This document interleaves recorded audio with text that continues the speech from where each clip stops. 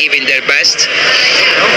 We are seeing as my feet on the ground, because also this racetrack is quite uncommon, because it's a lot of corners are very fast and not tight and or 180-degree corners. Is a circuit where you can flow and you can ride applying a particular energetic riding style, but there are not really stop and go, there are not really 180 degrees of corners, so maybe it's also due to the track layout that we are we see second faster than the beginning of the bike, and I would say that 3/10 are coming definitely from the new aero package. Unreal.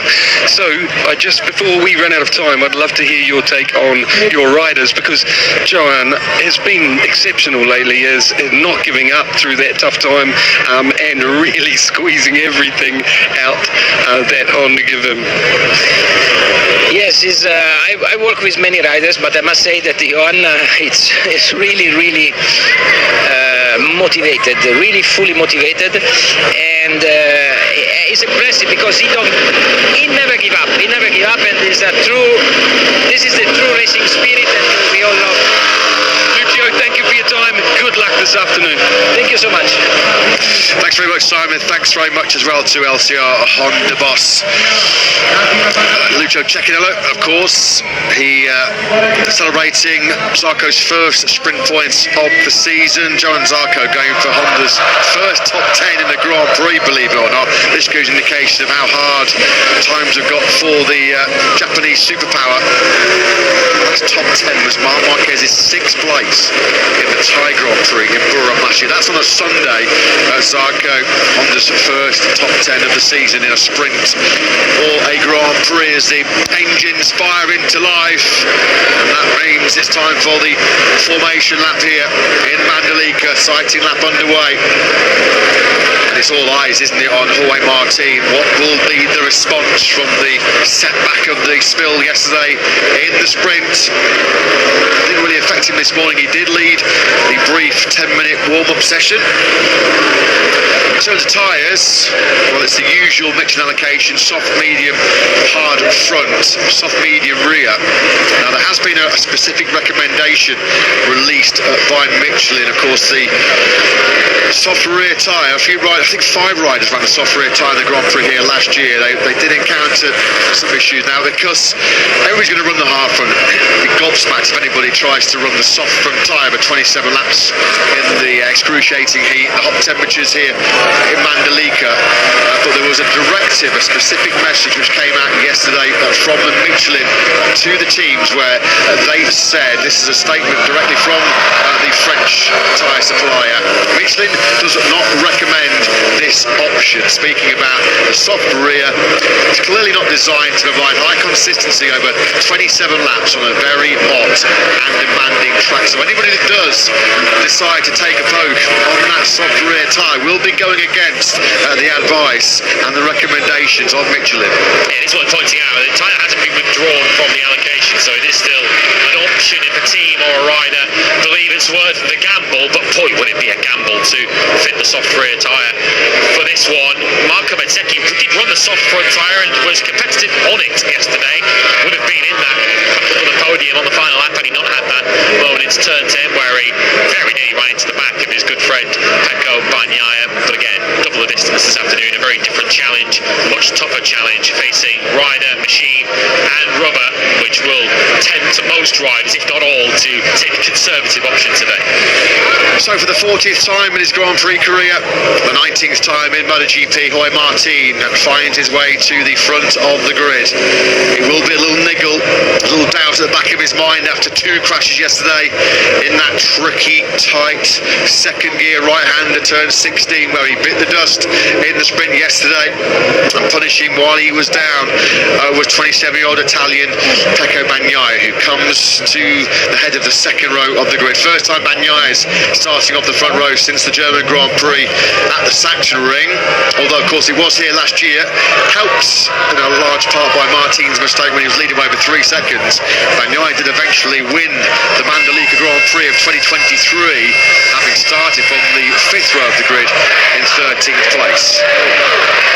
Listen to the fans. They're getting whipped up into a frenzy by the local announcer here, who's doing a fantastic job of building up the atmosphere. Not that they need to, because there was always a special atmosphere here in Mandalika as we get ready for the pre-race build-up, the special shows under clear blue skies. What lies in store for Bears?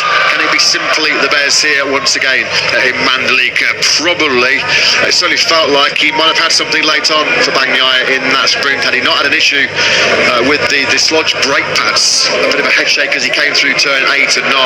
When he grabbed a handful of brake going into turn 10, there was nothing there, pumping the brakes. Thankfully, by inches, he missed, ploughing into the back of his great friend Pecco Bagnaia. That would have been a big talking point here on Saturday night in Lombard. Here's Fabio Quartararo taking his place on the second row of a MotoGP grid for the first time since he last sat on this grid 12 months ago. Of course, Yamaha have been making clear, obvious progress in recent times, although Fabio Quartararo denied the opportunity to take their best result of the season. A fifth place was his with a corner or two to go in Misano a week ago before he ran out of gas. If Quartararo is going to be in anything like that kind of position today, he believes he needs a strong first 2-3 laps. Well, as we know, Ducati are dominant manufacturer since Honda in 2014. What lies in store for Bagnaia and Bastianini? First and second in the sprint. Let's get some thoughts from the boss, Davide Tardozzi. Davide, your riders first and second yesterday. What are you expecting from today with most people with different tyres? Yeah, I think that Martin wants his revenge on the unlucky crash of yesterday, and I guess that it will be very tough for sure in the first couple of laps, but we'll see, because 27 laps here in Mandalika are really tough on the body side, so we'll see also the health of the riders, how it will be on the last 5-10 laps. Thank you, Davide. Good luck. Yeah, we're looking forward to that. The potential prospect of a big battle in the last 5 or 10 laps. It will be all about managing the tyres.